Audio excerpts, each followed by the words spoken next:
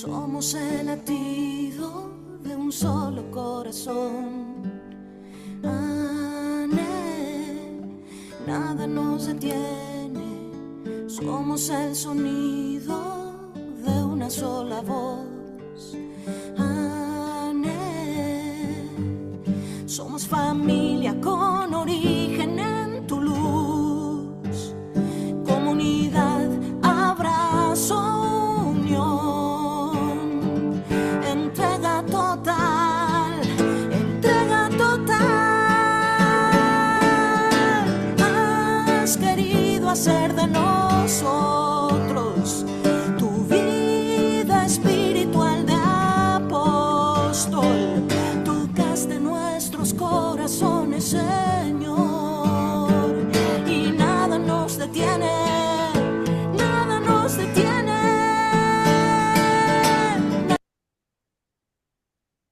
Honor y gloria a los sagrados corazones de Jesús y de María. Muy buenas tardes, nuestros queridos hermanos, paz y bien. Les saluda su hermana Lucy Moreira. María Carlo.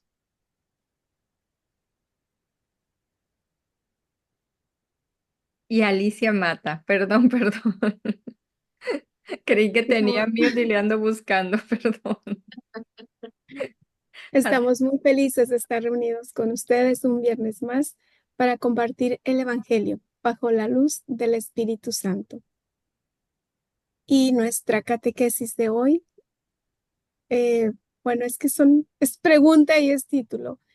Y no lo hice en el orden, pero ¿eres de los que ponen plazos al amor?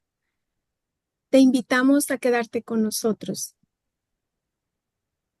Y pues el Señor nos dice, poner plazos al amor no es conocer a un Dios que ama sin límites. Y bueno, vamos a comenzar con la señal de la cruz. Por la señal de la Santa Cruz de nuestros enemigos, líbranos, Señor, Dios nuestro, en el nombre del Padre, y del Hijo, y del Espíritu Santo. Amén. Ven, Espíritu Santo. Ven por medio de la poderosa intercesión del Inmaculado Corazón de María, tu amadísima esposa. Ven, Espíritu Santo. Ven por medio de la poderosa intercesión del Inmaculado Corazón de María, tu amadísima esposa. Ven, Espíritu Santo.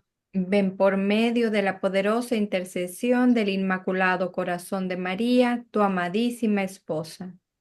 Invocación a Jesús misericordioso. Señor Jesús, reunidos en tu nombre nos consagramos a ti junto a nuestros seres queridos y a todo lo que nos has dado en pertenencia. Protégenos y guárdanos en lo más profundo de la llaga de tu costado, y todo lo que no provenga de ti, en tu nombre y con el poder de tu preciosa sangre, lo reprendemos y lo atamos para siempre a los pies de tu cruz. Aleja de nosotros al enemigo, junto con sus insidias y tentaciones, y llena con tu presencia y tu infinita misericordia los corazones de tus hijos. Amén. Virgen de Guadalupe, estrella y reina de la nueva evangelización. Ruega por nosotros. San Juan Pablo II, primer apóstol de la nueva evangelización. Ruega por nosotros. Todos los santos y santas del cielo. Rueguen por nosotros. Y bueno, pues estamos en el 27º domingo del tiempo ordinario. Y la palabra de Dios en la primera lectura, Génesis 2 del 18 al 24, y serán los dos una sola carne. El Salmo 127, dichoso el que teme al Señor. La segunda lectura, la carta a los Hebreos 2 del 8 al 11, el santificador y los santificados tienen la misma condición humana. Y el Evangelio según San Marcos 10 del 2 al 16, lo que Dios ha unido, que no lo separe el hombre. El libro del Génesis en la primera lectura nos habla de la creación del hombre y de la mujer para vivir en compañía. En la carta a los Hebreos, la segunda lectura, se nos muestra a Jesús, quien asumió con los hombres una misma condición para guiarnos hacia el reino eterno.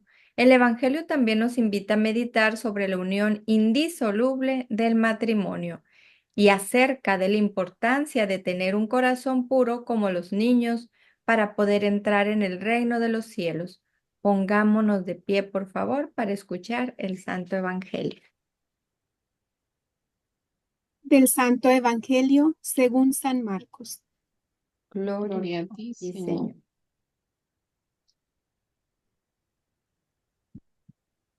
Llegaron unos fariseos que querían ponerle a prueba y le preguntaron: ¿puede un marido repudiar a su esposa?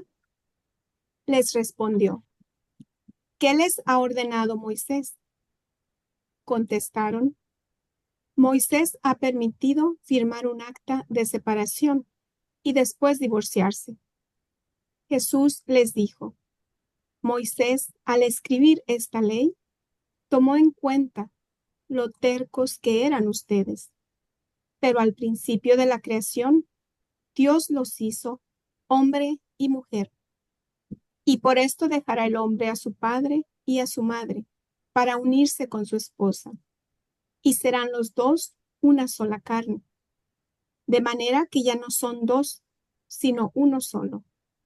Pues bien, lo que Dios ha unido, que el hombre no lo separe. Cuando ya estaban en casa, los discípulos le volvieron a preguntar sobre lo mismo, y él les dijo: el que se separa de su esposa y se casa con otra mujer, comete adulterio contra su esposa. Y si la esposa abandona a su marido para casarse con otro hombre, también ésta comete adulterio. Algunas personas le presentaban los niños para que los tocaran, pero los discípulos les reprendían. Jesús, al ver esto, se indignó y les dijo: dejen que los niños vengan a mí y no se lo impidan, porque el reino de Dios pertenece a los que son como ellos. En verdad les digo, quien no reciba el reino de Dios como un niño, no entrará en él. Jesús tomaba a los niños en brazos e imponiéndoles las manos, los bendecía. Palabra del Señor. Gloria a ti, Señor Jesús.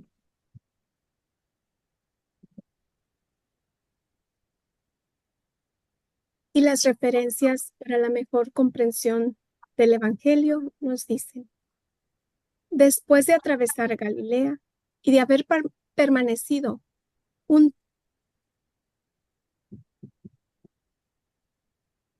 Después de atravesar Galilea y de haber permanecido un tiempo en Cafarnaún, donde, como sabemos, tenían sentada su base para desde ahí salir a las diferentes misiones, el Señor y sus discípulos se dirigieron a predicar por Perea y Judea y llegaron hasta el otro lado del Jordán.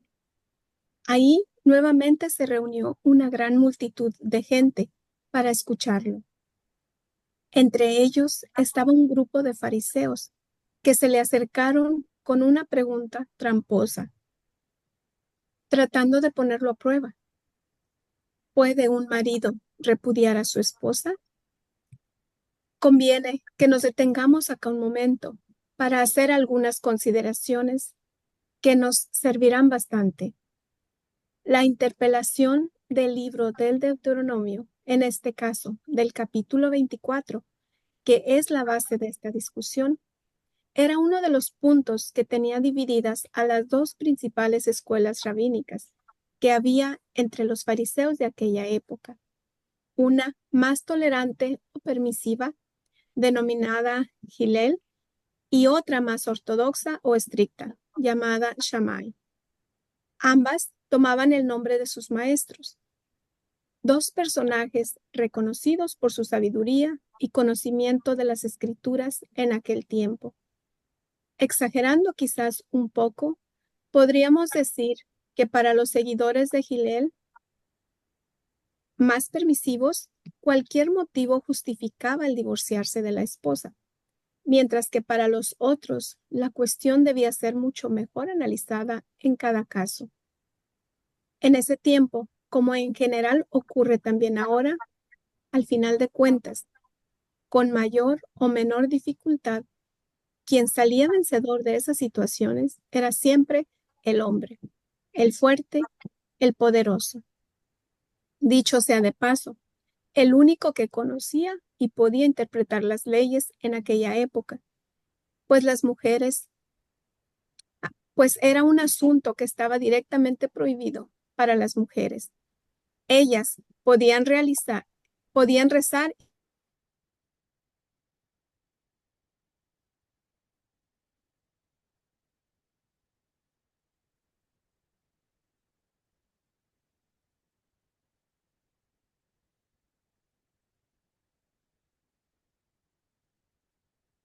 de su egoísmo, de su ansia de poseer o de dominar, o de su temor a ser avasallado, etc. En cambio, la ley de Dios es producto del amor infinito. Por eso aclara esta diferencia entre las leyes divinas y las humanas, diciendo expresamente que Moisés hizo su ley considerando la terquedad del hombre, pero que por encima de Moisés está la ley de Dios que dice: dejará el hombre a su padre y a su madre para unirse a su esposa, y serán los dos una sola carne. De manera que ya no son dos, sino uno solo. Y termina con una sentencia definitiva: lo que Dios ha unido, que el hombre no lo separe. Esa actitud de salir en defensa del más débil, del desvalido, del indefenso, es muy típica de Jesús. En este caso, se trata de la mujer, en general, que como hemos dicho ya varias veces, y muy particularmente en los últimos cursos de los miércoles, estudiando las cartas de San Pablo y San Pedro, en aquella época no tenía igualdad de condiciones ni de derechos con el marido. A diferencia de él, no podía repudiarlo, ni divorciarse por ningún motivo. Ni siquiera era considerada digna de participar en una serie de actividades que directamente estaban reservadas para los hombres. Algo similar sucedía con los niños, a quienes prácticamente no se tenía en cuenta para nada. Lo resaltamos porque lo vimos en la segunda parte del Evangelio de hoy. El Señor nos demuestra muchas veces que la ley es letra muerta y que en su aplicación debe ser filtrada por el corazón. De esta manera, deja bien claro nuevamente qué quiso decir cuando expresaba: no he venido a abolir la ley, sino a darle plenitud. Y también cuando parafraseó las Escrituras diciendo: misericordia quiero, no sacrificios. Y en tantos otros pasajes que oportunamente señalaremos.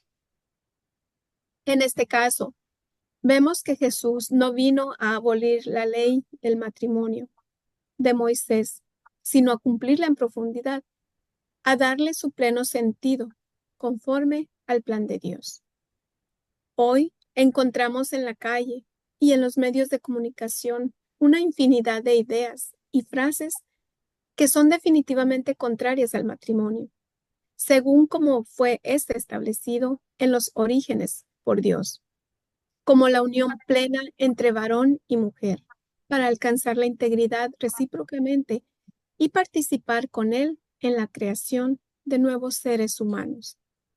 Abundan quienes sostienen que el matrimonio es cosa del pasado, que es solo un papel, que no dice nada, pues lo que de verdad importa son los sentimientos y otras cuestiones por el estilo. En rigor, lo que no se quiere es asumir el compromiso serio y definitivo de la unión definitiva ante Dios, y ni siquiera ante los hombres. No se quieren las ataduras. Por eso también ha venido proliferando la moda de los perhijos, es decir, el adoptar o comprar mascotas en vez de tener niños, y el gastar un dineral comprándoles toda una serie de burradas, como vestidos, bolsas, sombreros, lentes, etc. Llevarlas a estéticas carísimas, spas y otras inimaginables extravagancias para tenerlas mejor que a seres humanos. con el propósito último, velado o manifiesto, de no asumir la enorme responsabilidad de traer un hijo o hija humano al mundo. Jesús trató de hacer notar a la gente muchas veces cómo ahora que la ley está hecha para el ser humano y no el ser humano para la ley. Así pues, las normas de la Iglesia hemos de verlas nosotros en su sentido profundo y no en un aspecto formal, literal y ritualista, como son observadas hoy por la inmensa mayoría de los católicos y de la sociedad. La historia ha ido recubriendo de capas algunas cuestiones fundamentales de la fe, impidiendo así el reconocimiento de la verdad profunda de la cual proviene y hacia la cual están orientadas.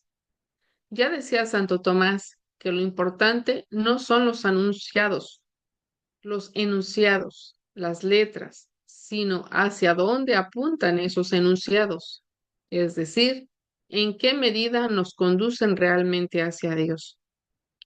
Lo que nos propone Jesús sobre la ley de Moisés es la recuperación del lugar de la mujer.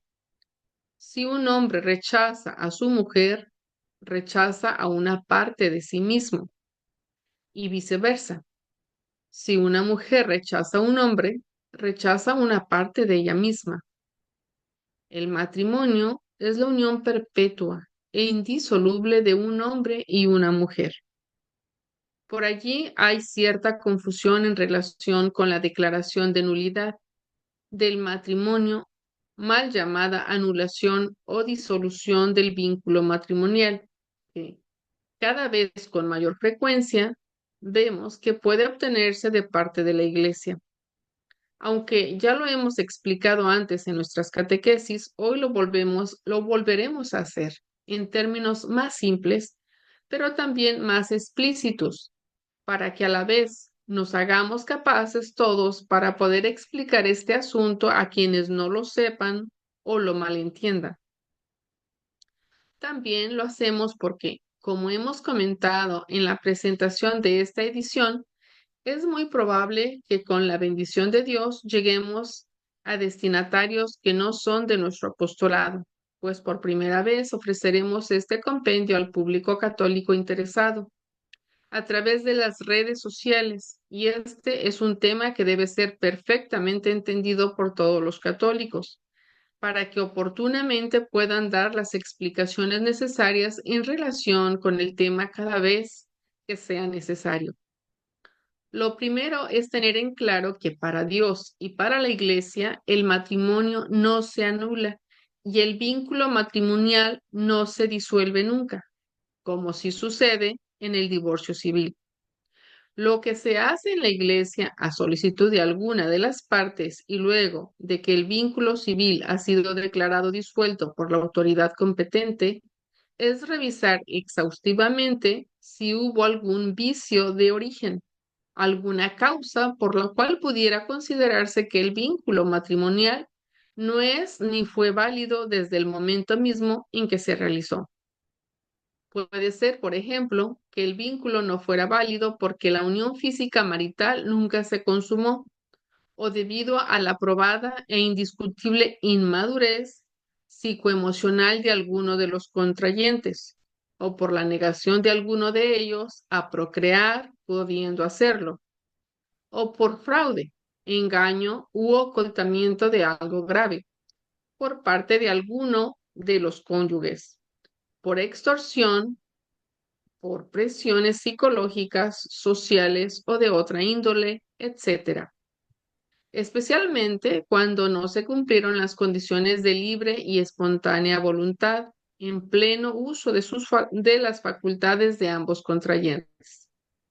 En tales casos, e insistimos, luego de un riguroso examen de pruebas, investigaciones y discernimiento, el tribunal eclesiástico dictamina que el matrimonio no fue válido desde su inicio y por tanto se declara nulo o inexistente, pero no es que se lo anule, sino que se declara su nulidad original. Cuando eso sucede, naturalmente, Ambas personas quedan habilitadas para contraer nupcias en matrimonio religioso. Ahora bien, explicado que fuera el tema, volvemos al Evangelio del domingo, en el que Jesús habla otra vez de los niños. Los niños son presentados por Jesús a sus discípulos como una imagen, como un símbolo que les ayude a entender un poco más a fondo el reino de Dios. ¿Por qué? Porque los niños aceptan las cosas sin cuestionar demasiado. Aman, no traicionan y confían, y esperan ser amados y no traicionados. No tienen ni buscan poder, porque son sencillos, inocentes y en general humildes y obedientes. Así Jesús apunta ciertas características del reino: la ausencia de todo interés por el poder y de todo deseo de manipulación. Los niños se convierten en ejemplo, predicación y testimonio para los discípulos, ya que estos se encuentran con ciertas ambiciones y pretensiones egoístas, y esto les imposibilita ver la realidad del reino, que es puro don. Por eso, de los adultos humildes que están alejados de toda pretensión de poder y de manipulación, que no anidan malicias en su corazón, es el reino de los cielos. La pureza del corazón y de las intenciones es definitivamente lo más importante para Dios. Según la creencia de la época, las mujeres y los niños estaban frecuentemente en estado de impureza. Por eso debió ser que los apóstoles trataron de impedir que aquellos se acercaran a Jesús para que no lo dejaran impuro. Pero una vez más, vemos surgir al Dios del amor, al Dios de los pobres. Jesús no solamente los toca, sino que les pone las manos en la cabeza, los abraza, dándoles la ternura que tiene en el corazón para todos los desvalidos, y los bendice. Quien no recibe el reino de Dios como un niño, no puede entrar en él, dice el Señor. ¿Qué significa esta frase? Primero, un niño recibe todo de los padres y no se pone a pensar si merece o no lo que recibe, sino que vive del amor gratuito. Segundo, los padres reciben a los hijos con un don de Dios y cuidan de ellos con cariño. Tercero, salvo en casos de excepción por enfermedad mental, la preocupación de los padres no consiste en dominar a los hijos, sino en amarlos y educarlos, cubrir sus necesidades y darles todas las herramientas posibles para que se realicen.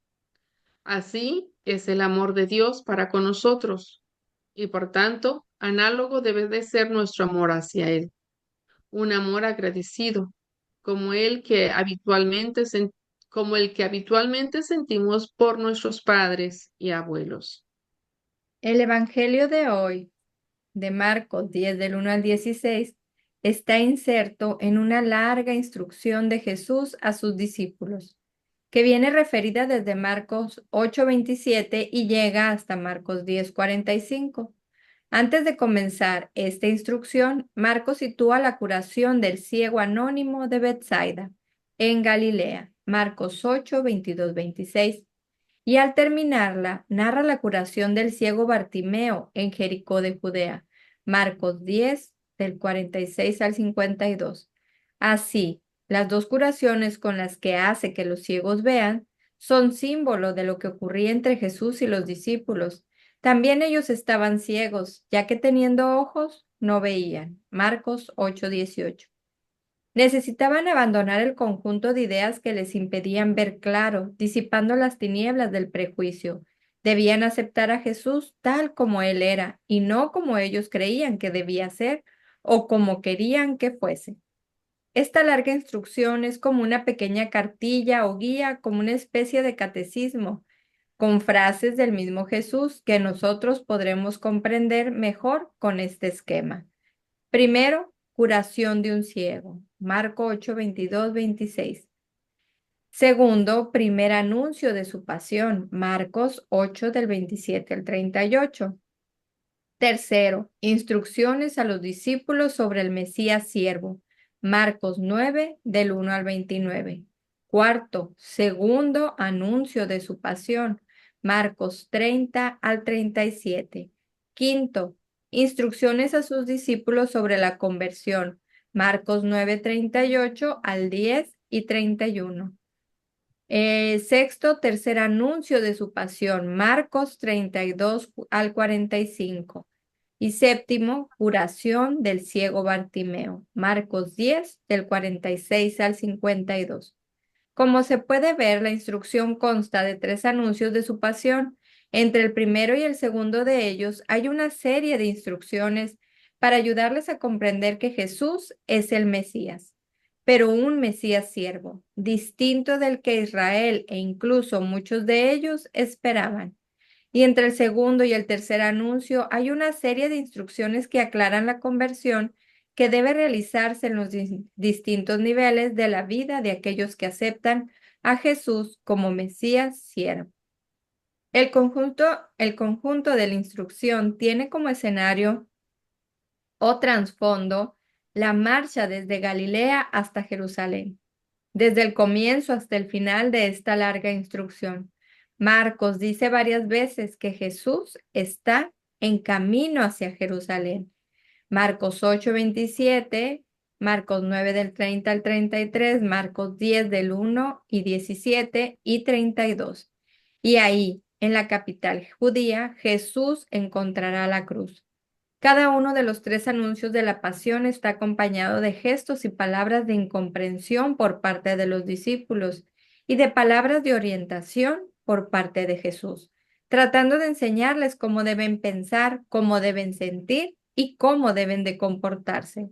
Pero la comprensión plena del seguimiento de Jesús no se alcanza por la instrucción teórica, sino por un compromiso práctico que se obtiene de las vivencias personales y comunitarias cotidianas, caminando con Él por el camino del servicio, desde la Galilea hasta Jerusalén, es decir, desde la vida segura y cómoda hasta el Calvario. Aquel que desee mantener la idea original de Pedro de un Mesías glorioso sin cruz, no entenderá nunca nada. Jamás llegará a tener la auténtica actitud del verdadero discípulo. Continuará ciego, viendo a la gente como árboles. Marcos 8:24. Sin cruz es imposible comprender quién es Jesús y lo que significa seguirle. Pero sin negarse a uno mismo primero, no tiene caso tratar de abrazar una cruz, pues el hecho de cargar una cruz sin la autonegación previa podría incluso ser motivo de pura vanagloria, como a veces vemos. Esto es lo que tenían que comprender los apóstoles y esto es lo que tenemos que comprender nosotros ahora. Y cuanto más duro sea nuestro corazón para comprenderlo, más problemas ocasionaremos a nuestro paso y más pesada será nuestra cruz después. El camino del seguimiento de Cristo es un camino de entrega, de obediencia, de humildad, de autonegación y hasta humillación frecuente, de abandono, de servicio, de disponibilidad, de aceptación del conflicto y de intentos serios por resolverlo, no por ahondarlo. Sabiendo que habrá un juicio que corresponde a Dios y una resurrección. La cruz no es un accidente casual, sino una parte de este camino. En un mundo organizado a partir del egoísmo, del deseo de sobresalir, de hacer solo la propia voluntad, es decir, lo que uno cree, siente y quiere, de tratar de ganar notoriedad a una costa y en perjuicio de los demás, el amor y el servicio solo pueden existir crucificados. Recordemos que el que hace de su vida un camino de servicio a los otros, abriendo su mente y su corazón para abrazar y asistir al más necesitado donde quiera que éste se encuentre, donde quiera que lo desee Dios, siempre incomodará a los que piensan solo en sí mismos. Siempre fastidiará a los que no quieren ver más allá de sus propias narices y por ello mismo pues tiene que sufrir las consecuencias y afrontar con Cristo el dolor de la cruz. Por todas estas verdades que con auténtico e infinito amor fraterno compartimos con ustedes en estas catequesis, pidiendo al Señor que nos ayude para que lleguen a sus corazones y penetren su entendimiento, es que les pedimos que nos ayuden a velar porque las casitas de oración se hagan tal como deben de hacerse, como el Señor nos guió para que se hicieran, sin abaratar contenidos, saltándose lecturas, por ejemplo, sin agregar emociones, aumentando cánticos y cosas por el estilo, sin tratar de innovar con ocurrencias, como añadir jaculatorias escuchadas por ahí o traer lecturas ajenas a nuestra espiritualidad. Para decirlo rápido y fácil, supresiones ninguna y cualquier cosa extra que se deseara compartir eventualmente, siempre y cuando no esté relacionado con otros místicos, que se haga por favor después de haber cumplido con el formato tradicional y completo de la casita conforme en la guía. Cualquier revelación o supuesta revelación privada ajena a las que han sido recibidas por Catalina quedará automáticamente excluida, no solo de las casitas de oración, sino también de los grupos de chat y de cualquier reunión del ANE. Lo dijimos hace poco en un Zoom y lo repetimos enfáticamente aquí, ahora, porque pareciera haber personas que no lo quieren entender o aceptar y producen escándalo hacia el interior de nuestro apostolado. La única innovación, que por otra parte ya no es novedosa, pues comenzó a implementarse por necesidad en el tiempo de pandemia, es el uso de medios electrónicos o digitales para celebrar nuestras reuniones, a causa de las medidas de confinamiento y que han quedado como modalidad oficial en el caso de adultos mayores, de ciudades muy frías o geográficamente extensas con dificultad para el tráfico, etc. Lo importante es que perseveremos en este camino con fidelidad y amor a Dios y a esta bendita obra, seguros de que todos nuestros esfuerzos serán siempre bien recompensados. Que así sea.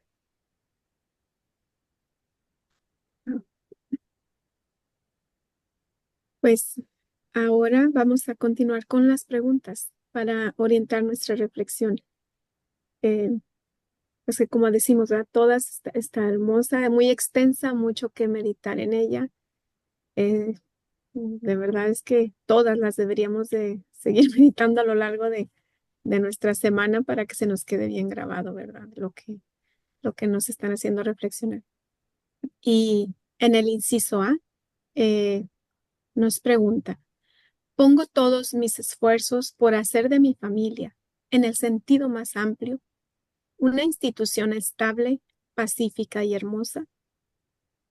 La figura que tienen mis hijos sobre el matrimonio es la de una unión de un hombre y una mujer que se aman, que por ese amor se hacen una sola persona en Cristo y que siguen sus huellas, o es simplemente la de un contrato que pueden romperse en cualquier momento.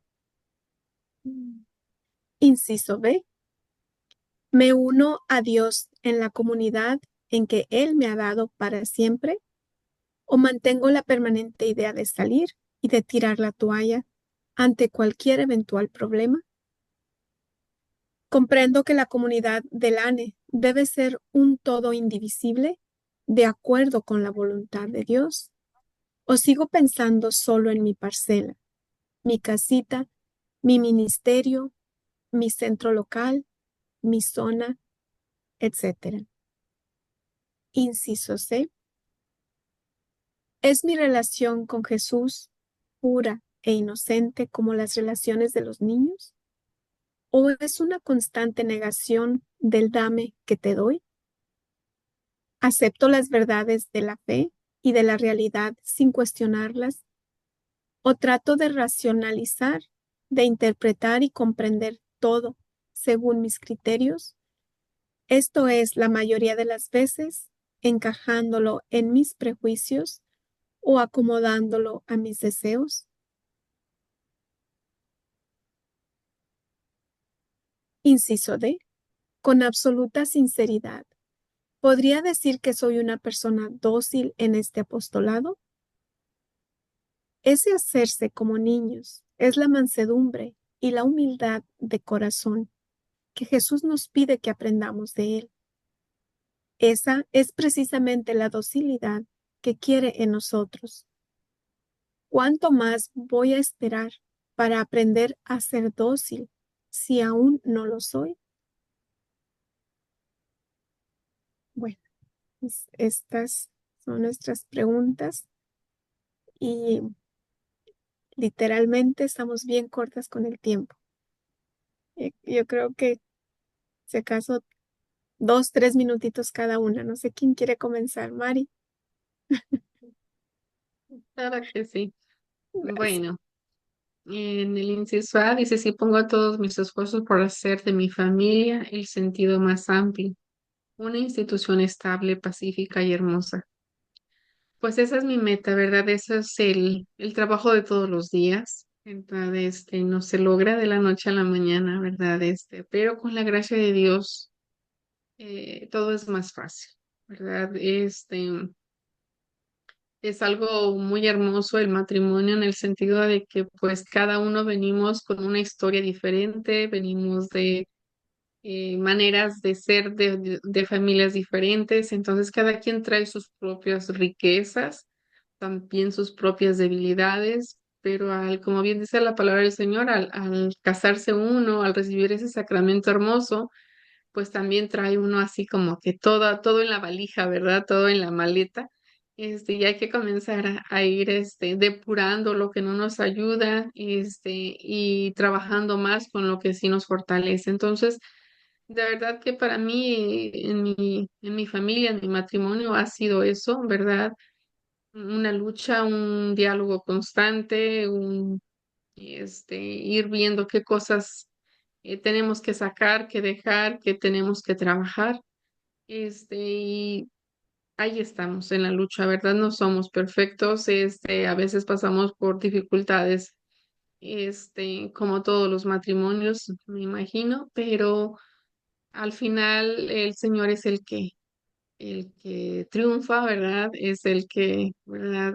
Si tenemos dudas o en algo no estamos de acuerdo, pues vamos y consultamos con alguien un sacerdote, sobre todo, ¿verdad? De quien siempre le preguntamos, esto no estamos, convencidos de estar cada uno en su punto, lo que sea, ¿usted qué opina?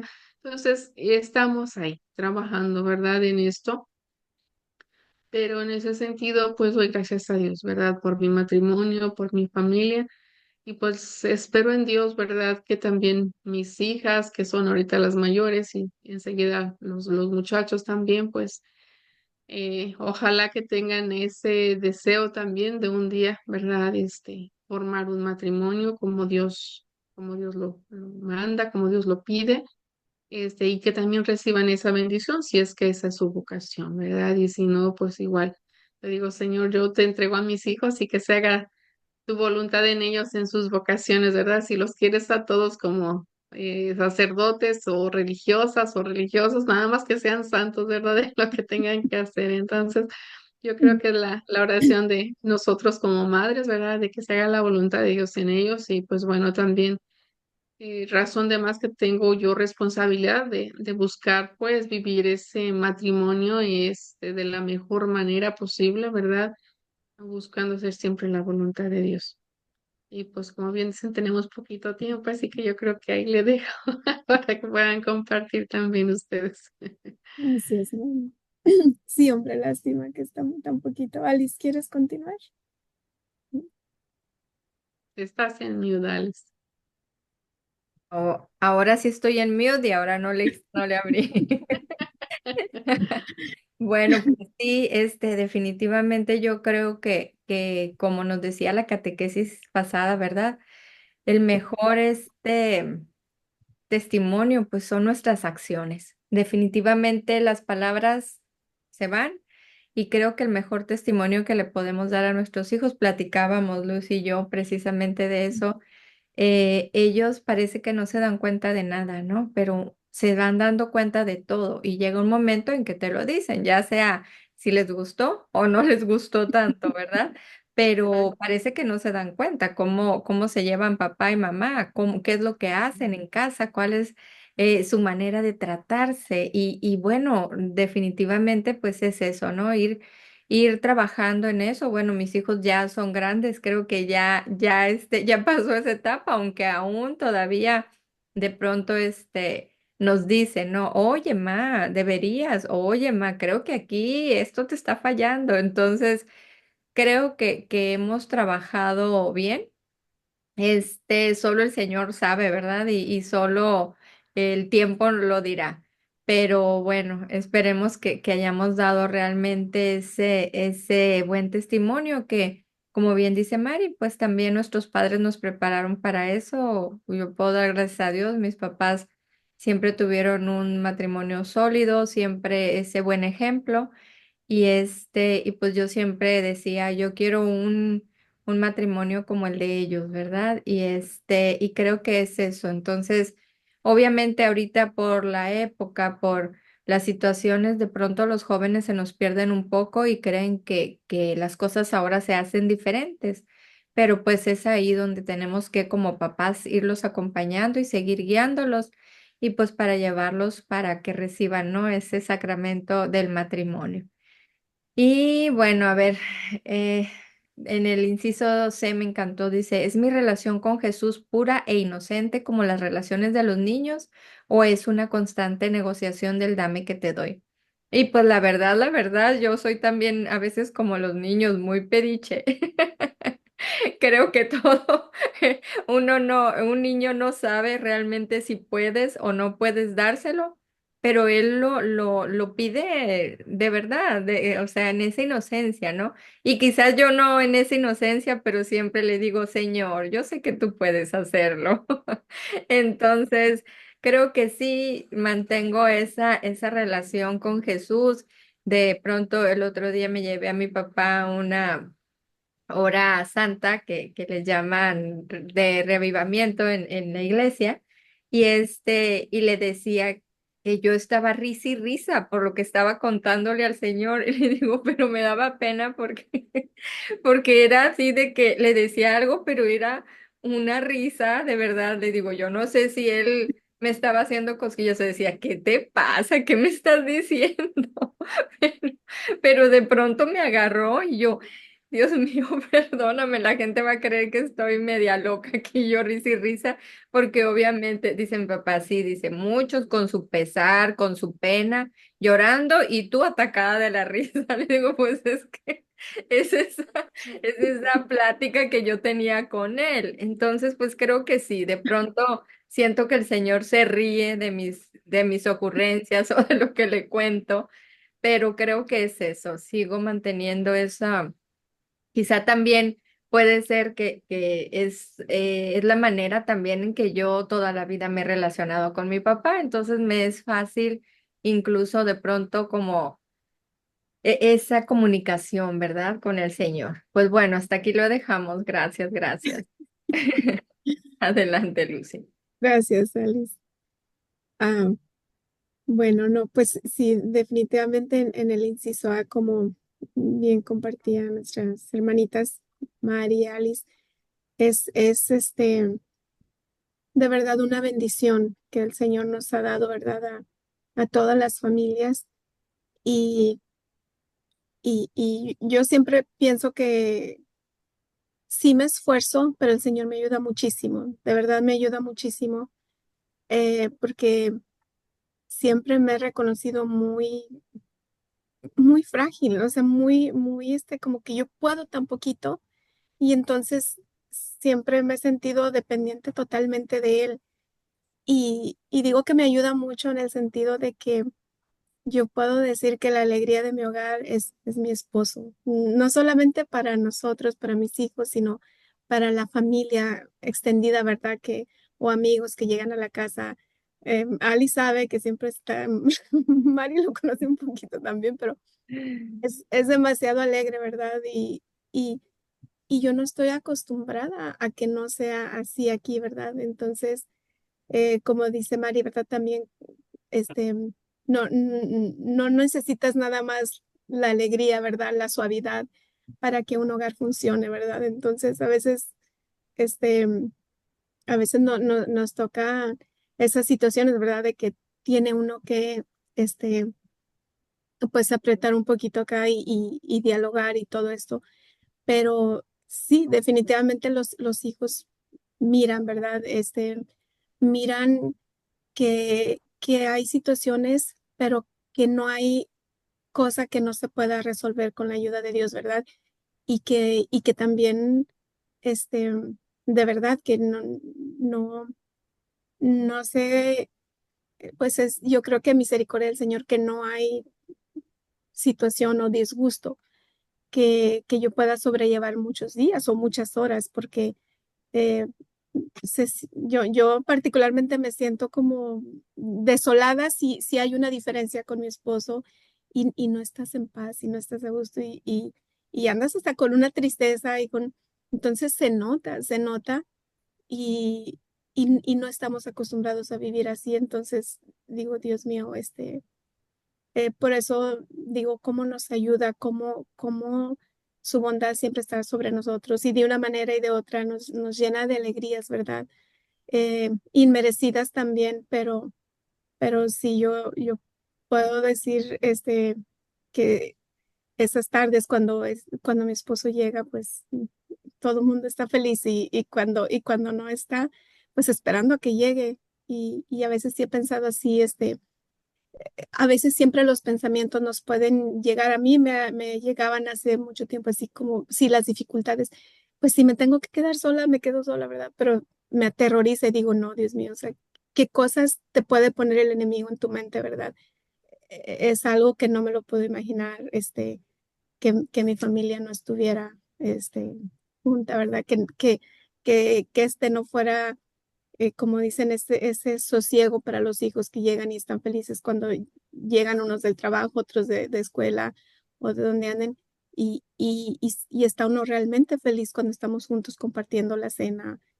¿Y qué hace uno para de verdad tener esta bendición? Pues absolutamente nada. Por eso, pues digo, el Señor de verdad nos ama tanto y nos da eh, tanto que a veces no va a ser por nuestros méritos, ¿verdad? Aunque uno sí se esfuerce y diga uno que trata de hacer su parte, todo es un regalo del Señor, ¿verdad? Y pues ya hasta aquí con esto también, porque eh, hay que continuar, son bastantes cánones y están un poquito largos. Mm, ¿Sigue Alice? Ari, ¿Mari? Ok. Ali. Bueno, pues concordancias del Evangelio con el Catecismo. Canon 1605. La Sagrada Escritura afirma que el hombre y la mujer fueron creados el uno para el otro. No es bueno que el hombre esté solo. Génesis 2:18. La mujer, carne de su carne. Génesis 2:23. Su igual, la criatura más semejante al hombre mismo, le es dada por Dios como un auxilio. Génesis 2:18, representando así a Dios que es nuestro auxilio. Salmo 121:2.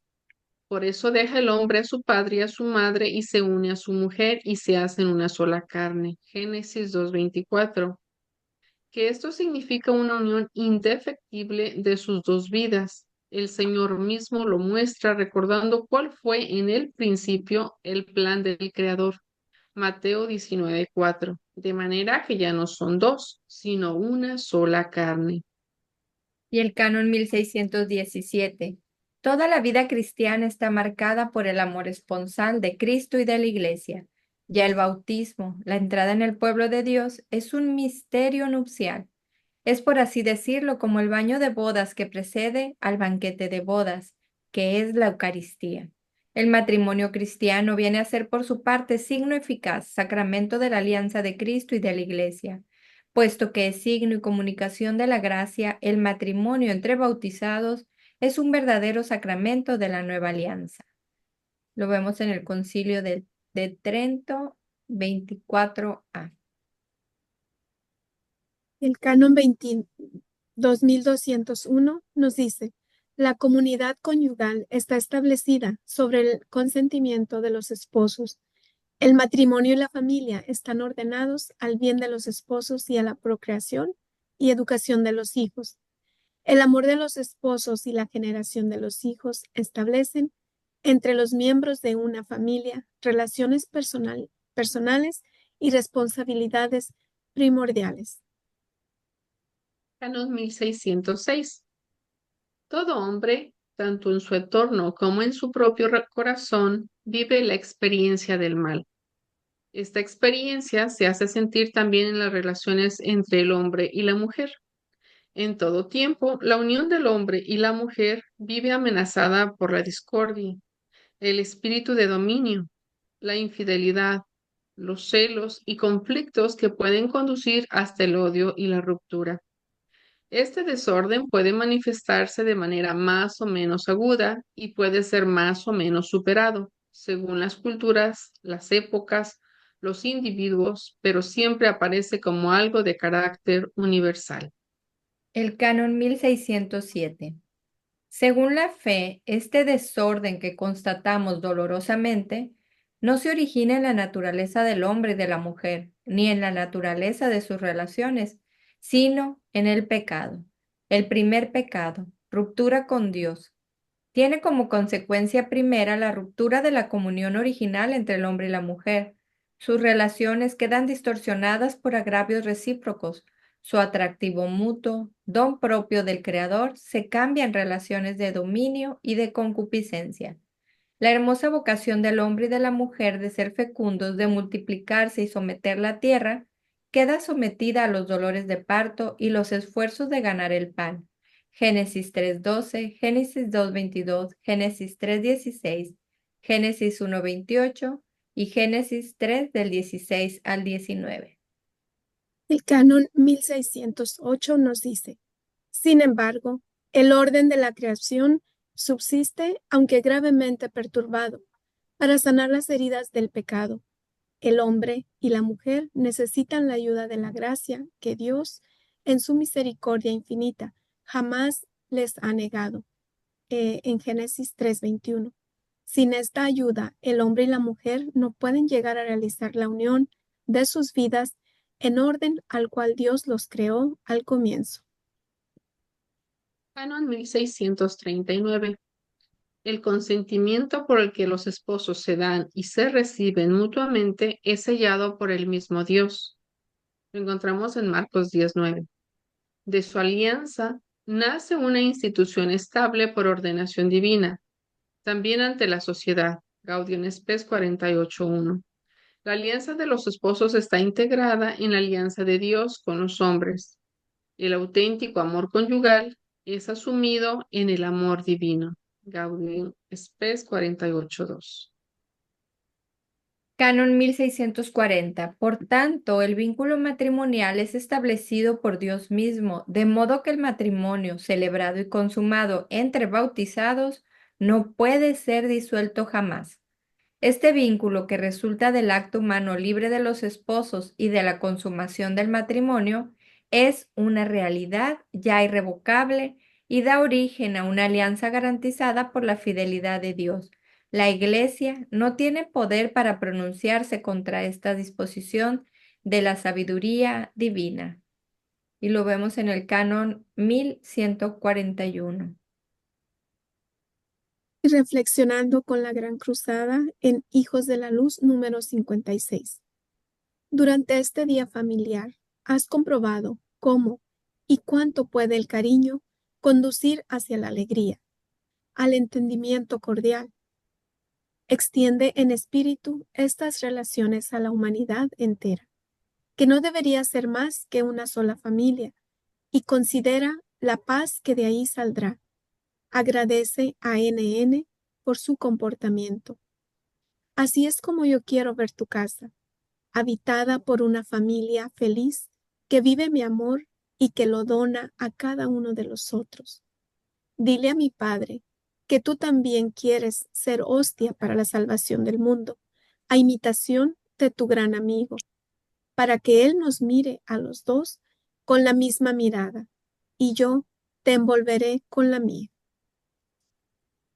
Hermoso. Con la virtud del mes, este mes cultivamos la templanza. Esta semana veremos el canon 1809 que dice lo siguiente.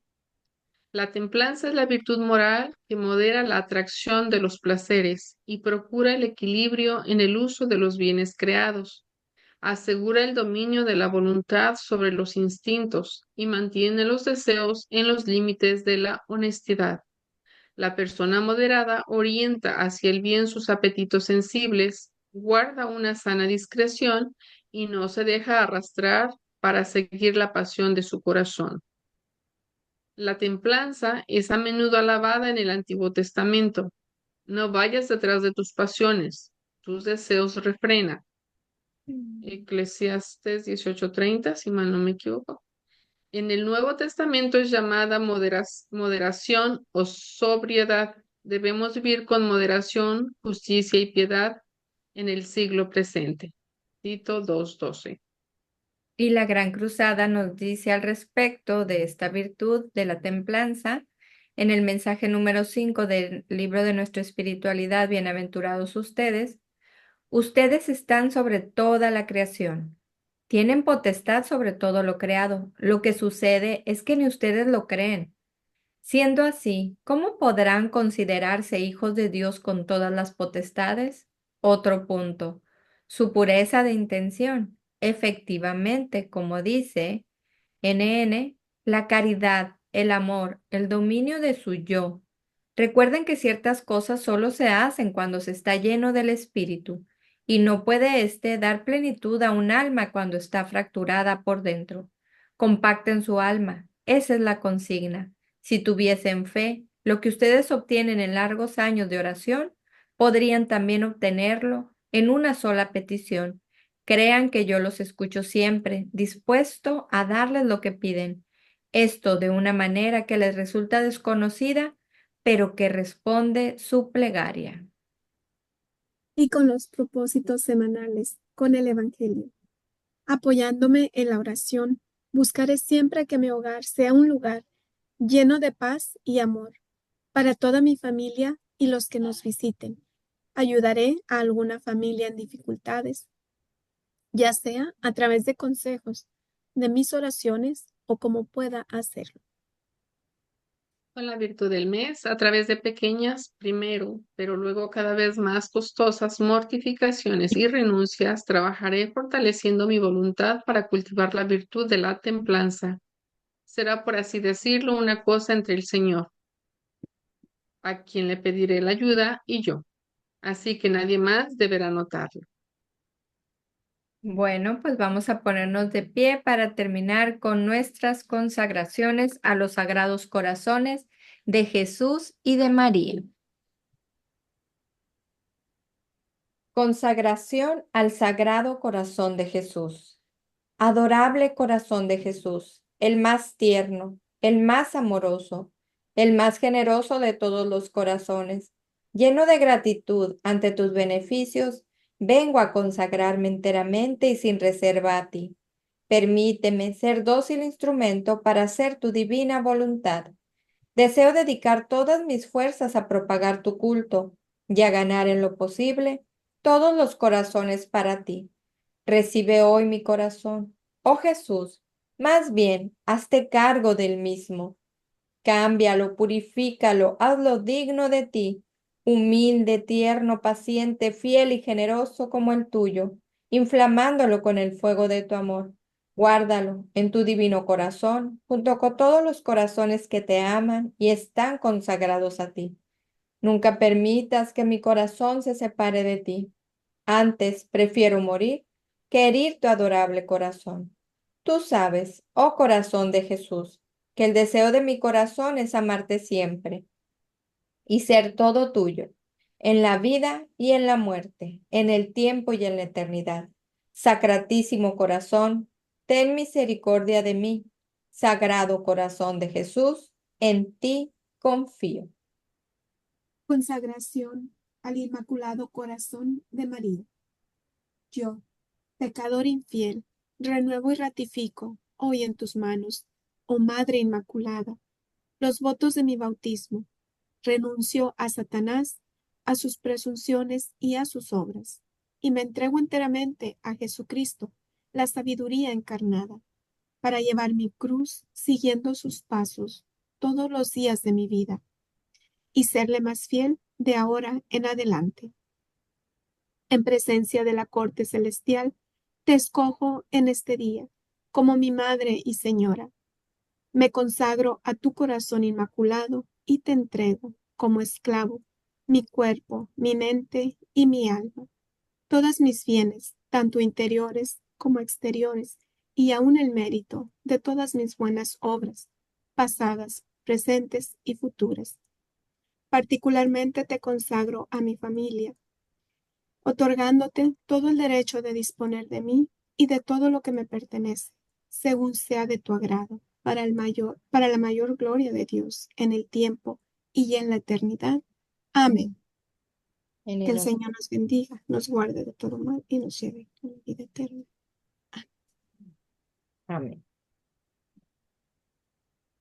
Bueno, pues muchísimas gracias a todos por acompañarnos. Terminamos justo. Que Dios los bendiga, que tengan un excelente fin de semana y bueno, las que puedan repasen esas preguntas y medítenlas, de verdad. Están hermosas y aunque hoy no tuvimos mucho tiempo, pues por andar corriendo, de verdad nos hubiera encantado compartir más. Un abrazo fuerte, Dios los bendiga y si Dios lo permite, nos vemos el próximo viernes. Así es, que tengan todos un muy bendecido fin de semana. Nos vemos Dios mediante la próxima. Hasta la próxima semana, y los esperamos. Dios los bendiga. Un abrazo fuerte.